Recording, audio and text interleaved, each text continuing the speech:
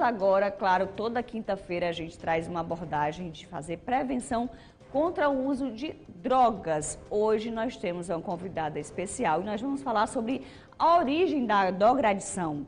Como ajudar crianças e adolescentes a não entrar nessa onda, entrar nesse mundo escuro, obscuro, que prejudica tanto as famílias.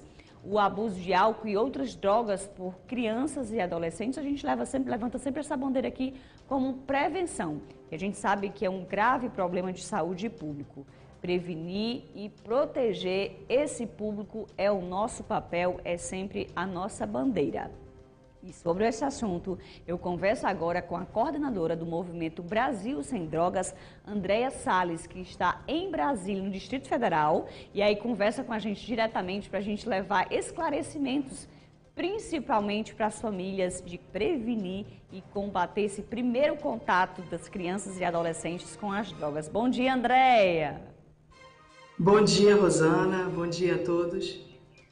Vamos falar principalmente sobre como atua o movimento Brasil Sem Drogas. Como vocês fazem esse trabalho, essa relevância que tem para tantas famílias no Brasil como um todo? Então, o movimento Sem Drogas ele surgiu em 2014 com o intuito de não permitir que nenhuma lei que flexibilizasse o uso de drogas no Brasil passasse no Congresso Nacional. Isso aconteceu porque, na ocasião, estava sendo votado a legalização do uso dito recreativo. Eu sempre falo dito recreativo porque, para mim, eu sou do tempo que recreio era lugar de comer, como é que se diz, refrigerante e Mirabel, né? Então, assim, não tem nada de no uso de drogas. Então, mas estava lá, tá? Estava escrito uso recreativo da maconha. Isso em 2014. Aí a gente, nós integrantes da sociedade civil, ficamos sabendo que isso estava acontecendo e corremos para lá, para o Senado. Estava acontecendo no Senado. Era a SUG 8. SUG é um projeto de lei de iniciativa popular. Então você precisa de 20 mil assinaturas, se não me engano, para fazer com que o Senado veja se essa lei é viável. E 20 mil pessoas, na ocasião, assinaram para que o Senado apreciasse a liberação dita recreativa da maconha. Então, naquele momento, todos nós que estávamos ali na plateia nos conhecemos e decidimos nos juntar para fazer o movimento Brasil Sem Drogas e não deixar que aquilo acontecesse nunca mais. A SUG 8 não passou, porque a gente fez uma movimentação muito pesada para que aquilo não passasse. E desde então, muitas outras tentativas de liberação, principalmente do uso da maconha, aconteceu. E a gente vem nessa batalha para não deixar que nada disso aconteça. Andréia, e o quanto antes falar da importância de combater esse não primeiro contato, melhor. Porque eu vou falar sobre drogas para criança, sim, de uma forma, claro, específica para a idade, mas é necessário que os pais, que as escolas também façam esse esclarecimento. Rosana, você tocou num ponto fundamental, né? A gente precisa começar a falar de drogas, infelizmente, no Brasil muito cedo. Tá? Porque é uma bobagem falar de liberação de uma droga como a maconha e achar que isso não vai impactar em criança e adolescente. Por quê? Porque a maconha é sim uma droga de adicção do menor de idade. Olha, não precisa ir muito longe. Qualquer pessoa que conheça um usuário dessa droga hoje, se chegar para o usuário e perguntar com quantos anos você fumou pela primeira vez, ele vai falar numa faixa etária em torno dos 13, 14 anos, né? Então, aí você imagina num país como o nosso, que não consegue prevenir a entrada da droga ilícita, já não consegue, né, nas nossas fronteiras, já não consegue, como é que se diz, dar a educação necessária para isso. E aí você imagina querer falar do uso dessa droga na faixa que é a mais perigosa. Por que que é a mais perigosa? Porque a maconha, ela entra nos neurônios dos jovens que estão se formando. E aí, o que que acontece? Eu fui para em 2015, eu fui para o Congresso Mundial de Cérebro, porque ia ter um painel só sobre os impactos do uso da maconha em menores de idade. Eu falei, eu preciso saber disso. Imagina, eram os neurologistas do mundo inteiro discutindo isso. E aí, nesse congresso, eles explicaram que o que acontece? A sinapse do jovem, do adolescente, da criança que começa a usar, ela é enganada, né? Porque ela está em formação, e aí o cérebro está nesse trabalho de formar as sinapses, então ele vai passando pelas sinapses que estão em formação, e vai, como se fosse uma validação. Quando ele passa por uma sinapse que está ali com a substância teve o efeito, né, do THC, que é a parte da maconha que dá o barato e tal, o cérebro acha que aquela sinapse já está formada, e aí ele passa para a seguinte, e ele não volta para aquela sinapse. Então, aquele jovem, ele vai ter menos sinapses formadas pelo cérebro do que uma pessoa que não usou. Ou seja, ele vai ter menos facilidade de aprendizado, ele vai ter menos chances na vida dele. E ele, talvez, se um dia ele decidir sair dessa droga, ele vai ter que tomar um tipo de medicação o resto da vida, porque a medicação vai, como é que se diz, fazer com que a sinapse funcione normalmente, porque ela nunca mais vai funcionar normalmente, porque o cérebro foi enganado. E aí o que acontece? Quando você vai para uma escola, por exemplo, eu dou muita palestra em escola, tá? Porque o meu ativismo, eu fui parar nisso, não foi por acaso, né? O meu marido, ele é adicto em abstinência, ele está há 20 anos e 9 meses sem uso de drogas, e desde então a gente trabalha na sociedade, ajudando as pessoas, oferecendo a elas uma nova maneira de viver, livre do alcoolismo e da drogadição, porque como um dia ofereceram para nós, para minha família, para o meu marido, uma forma de sair, hoje a gente vai à sociedade, a gente vai dando palestras, a gente vai nas famílias, a gente vai nas associações de moradores, ajudando as pessoas a saírem como um dia nos ajudar. Então, por conta disso, eu e ele, a gente dá muita palestra em escola. E olha, a escola é o pilar fundamental, a família e a escola, mas eu digo que a escola ainda é mais importante, porque ela não só ensina esse jovem, como ela também detecta o que já está tendo problema. E normalmente a escola até já sabe os motivos daquele jovem estar tendo problema. Então eu digo que hoje, para a gente conseguir tirar os jovens do uso e o abuso de álcool e drogas, precisa da ajuda da escola, né? Trabalho que pode ser feito diariamente. Não necessariamente você precisa ter alguém da família que passou por isso, que é usuário, mas é um trabalho como cidadão. Você consegue fazer, você consegue ajudar as pessoas. Como o nosso papel aqui no Metrópole em Ação é levar a informação para o máximo de pessoas possíveis, para levar a esclarecer sempre. E aí, André, eu queria que você falasse para os pais. Como claro que o contato dos pais, os pais conhecem os filhos, e na escola, você fala a escola como um pilar, porque o filho fica mais liberal, e aí às vezes faz coisas que os pais não sabem.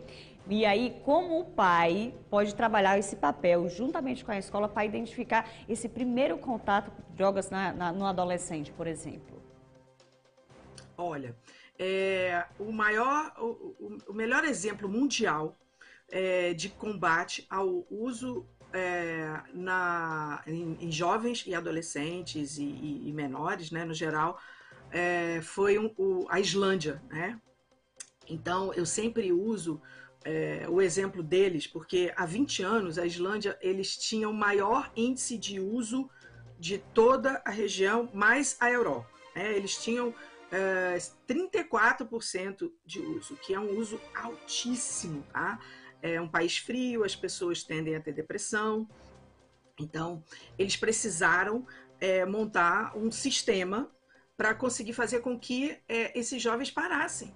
Porque, imagina, é um país de 200 mil habitantes, e aí você imagina você ter 34% da sua população de jovens fazendo uso e abuso de drogas lícitas e ilícitas. Então, eles começaram um trabalho que consiste na seguinte forma. Eles trouxeram para fazer os conselhos comunitários, e dentro desses conselhos comunitários tinha a associação de pais, tinha o pessoal da saúde pública, o pessoal do desenvolvimento social, e tudo acontecia coordenado pela escola. E aí, quais eram os pilares usados por eles, que aí eu digo que é o nosso dever de casa aqui. A gente não tem ainda uma política pública que implante isso, porque o pessoal, eu já conversei muito aqui no Congresso Nacional, já conversei muito com os governos federais, e eu sempre esbarro numa questão que mas a Islândia tem 200 mil habitantes, né? Um país pequeno. Eu falo assim, então vamos aplicar em cidades até 200 mil habitantes. Né? Então, bom, enfim, tem que ter uma vontade política para isso. Mas aí é outra história. Então, aí o que eles fizeram, que deu muito certo? Eles fizeram um formato que a família, ela tinha a obrigação de fazer uma refeição por dia em família. Aí você fala assim, nossa senhora, como é que eu no meu tempo vou conseguir juntar toda a minha família para fazer uma refeição? Gente, olha só, é muito bom poder trabalhar, é muito bom poder fazer as coisas que nossas como essas atividades físicas, mas se você tem uma família e você não investir nela, daqui a pouco tudo pode degringolar. Então, pode ser só aquele final do dia com todo mundo comendo só um biscoitinho molhando no leite, ok. É uma ceia, digamos assim, vamos chamar de ceia. Né? Só dá para ser às 6 horas da manhã, antes de todo mundo sair para a escola, trabalho, ok. Que seja tomar um copo de suco de manhã, não importa. O que importa é ter um ambiente familiar propício para o diálogo.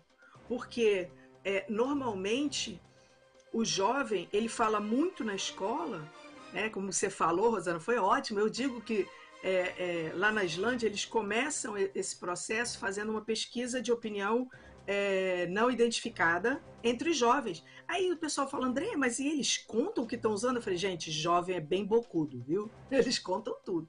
Então, assim, o que você precisa é abrir um ambiente familiar propício para o diálogo.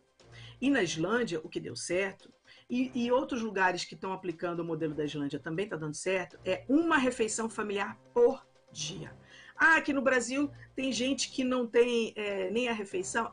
Isso é um problema muito sério. Aqui em Brasília, por exemplo, eu já comecei a conversar para implantar isso nas cidades aqui, porque aqui em Brasília a gente não chama de bairro, né? A gente chama das cidades.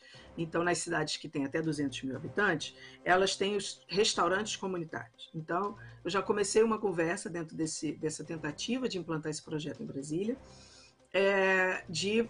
a família que se dispor a fazer uma refeição em família em conjunto, ela não precisa pagar para comer no restaurante comunitário. Então, uma família aqui o restaurante comunitário é R$1, tá? Aí parece pouco, mas tem muita gente que nem tem, tá? Então, a minha ideia aqui nas famílias que toparem isso, elas terem abonado a ida delas ao restaurante comunitário. Mas isso eu ainda estou no início das conversas, ainda tem muita coisa pela frente. Então, olha, o primeiro pilar deles foi esse. Trazer a família para dentro do processo por meio dessa refeição diária em família. E aí são ideias, são exemplos que as políticas públicas poderiam pegar, porque é muito mais fácil prevenir do que tratar numa casa de recuperação o quão de economia não é investido, não é é necessário e profissionais para resgatar essa pessoa. E aí não é só a pessoa, não é só o usuário, é toda a família, o reflexo que abrange toda a família. É muito mais complicado, né, André? Seria muito mais inteligente pensar, pegar esses exemplos. Ah, mas aconteceu com tantos habitantes. Se você tem uma boa vontade, você pode fazer em 5 pessoas que convivem do seu lado. Rosana, é exatamente isso. Eu nem gosto de falar da questão econômica, né? Porque eu acho que se você não trabalhar a saúde mental no ser humano, não adianta você falar em economia. Você não vai ter o profissional que você quer para poder fazer com que as empresas girem, o serviço público gire de forma correta, e não vai ter o Brasil que todos esperamos, né? Que é um Brasil que consiga crescer e fornecer para toda a sociedade saúde pública, infraestrutura, enfim. Tudo começa na saúde mental. Então, eu nem gosto muito de falar essa questão econômica, porque, primeiro, o Brasil é um país muito rico, né? Então, o que eu estou falando para você aqui é um restaurante comunitário abrindo mão de uma verba de R$ 1, tá? Então, aí você vai me dizer que não dá para fazer isso, né? O Brasil é muito rico, né?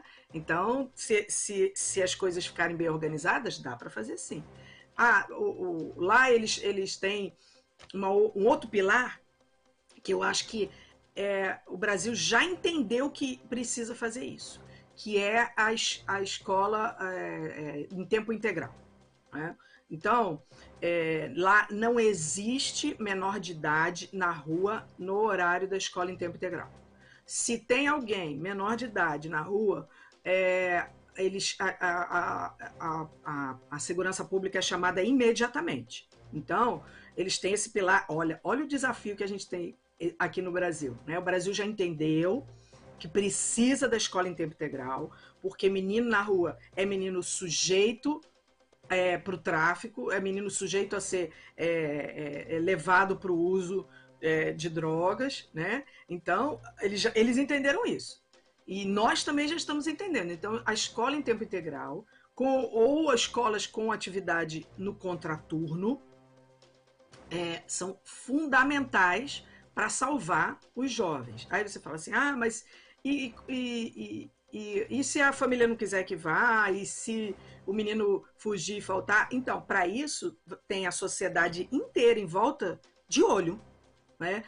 Toda a sociedade, nesse projeto da Islândia, se comprometeu em não fazer vista grossa para o que está errado na hora do trato com os nossos jovens. Então, viu o jovem na rua? Vai lá e comunica a escola, vai lá e comunica a segurança pública. E aí, esses órgãos públicos de lá da Islândia também estão comprometidos e também não fazem vista grossa, finge que não vê. Tá? Então é toda uma sociedade comprometida em não deixar que essa geração de jovens e adolescentes e crianças, eu falo crianças porque eu tenho caso aqui de famílias que eu atendo, que a criança começou a usar droga com 9 anos de idade, então precisa sim ser criança. Então é toda uma sociedade comprometida. Fulana tá caguetando, não sei o quê. Não é, a gente precisa parar e eu acho que na questão, por exemplo, da mulher, né, que agora todo mundo já entendeu que briga de casal tem que meter a colher sim, essa colher também precisa ser usada, né? Você tem que meter a colher também quando você vê um jovem usando droga no meio da rua e você sabe quem é a família, você sabe quem é tudo, né? E cadê as autoridades que não estão naquele momento, né? Também fazendo, algumas também fazendo, umas sim, outras não, fazendo vista grossa. Então, é um comprometimento que vai para toda a sociedade. Eu estou conversando aqui com a coordenadora do Movimento Brasil Sem Drogas, Andréa Salles. Muito boa conversa, esclarecimentos bem fácil de você entender e esse é o nosso papel. Claro, levar informação para você. Eu sei que é muito complicado as famílias que já estão nesse mundo obscuro das drogas. Ai, Rosana, não consigo, meu filho não tem um controle. Mães que preferem que os filhos estejam presos ao estarem no meio da rua consumindo droga, nesse risco de estar no meio da violência, droga, violência, né? Está super linkado. E aí a gente tem esse papel de trazer toda quinta-feira esse debate. Muito obrigada, André, pela sua participação. E estamos sempre de portas abertas. Faz o contato com o Roberto Lacerre, que a gente sempre conversa aqui também às quintas-feiras. E se você tem curiosidade de saber que movimento é esse? Quero também entrar nessa batalha e combater e prevenir. É só procurar o Movimento Brasil Sem Drogas. André, que esteve aí trazendo muitas informações. Já agradeço demais a sua participação, Andréia. Rosana, eu que agradeço a oportunidade de poder falar um pouco do que é prevenção, né? Porque é melhor, você começou o programa falando isso e é perfeito. É melhor, já dizia a minha avó, é melhor prevenir do que remediar. Ok, muito obrigada e até a próxima oportunidade, se Deus quiser.